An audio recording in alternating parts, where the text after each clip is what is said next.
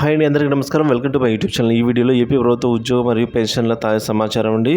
So పెన్షన్లకు బకాయిల చెల్లింపులు సంచలన ఆదేశాలు అయితే వచ్చేసాయి. వివరాలు వీడియోలో తెలుసుకుందాం. వీడియో అక్కడ స్కిప్ చేయకుండా ఎండ్ వరకు చూసేయండి. ఇక పెన్షన్ పొందడం రిటైర్డ్ ఉద్యోగుల హక్కే కానీ కానుక కాదని హైకోర్టు వెల్లడించింది. తెలుగు అకాడమీ విభజన తర్వాత ఏపీ తెలంగాణకు కేటాయించిన ఉద్యోగుల సర్వీస్ రికార్డుల పరస్పరం తీసుకొని రిటైర్ ఉద్యోగులకు 2 వారాల్లో గల ఈ బకాయిలను చెల్లించాలని అయితే సుప్రీంకోర్టు స్పష్టం చేసిందండి.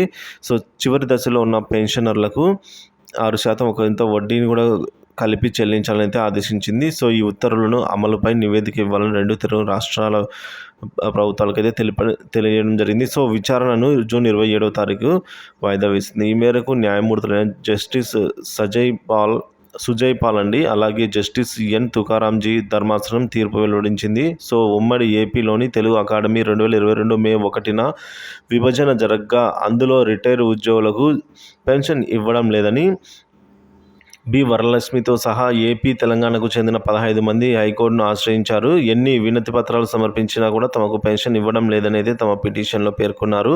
ఇరుపక్షాల వాదనలను పరిగణలోకి తీసుకున్న ధర్మాసనం పెన్షన్ అనేది కానుక కాదని సుప్రీంకోర్టు వెలువడించింది. పలు తీర్పుల ప్రకారం ఇది ఆస్తి హక్కు వంటిది, సో సమానమైన అలాంటి ఈక్వల్ అని చెప్పేసి సుప్రీంకోర్టే ధర్మాసనం కీలక తీర్పు ఇచ్చింది. సో ఇంకా పెండింగ్ బకాయిలకైతే అండి, చెల్లింపులకి ఒక 30 రోజుల్లోగా విత్ ఇంట్రెస్ట్తో సహా మొత్తం తెలుగు రాష్ట్రాలు చెల్లించాలి అని ఆయా పెన్షనర్స్కి ఈ విధంగా సుప్రీంకోర్టు కీలక నిర్ణయం అయితే ఇవ్వడం జరిగింది. సో ఇదేంటి వీడియో నచ్చినట్లయితే లైక్ చేయండి, షేర్ చేయండి. అలాంటి వీడియోస్ కోసం మన ఛానల్ సబ్స్క్రైబ్ చేసుకోండి. Thank you for watching this video.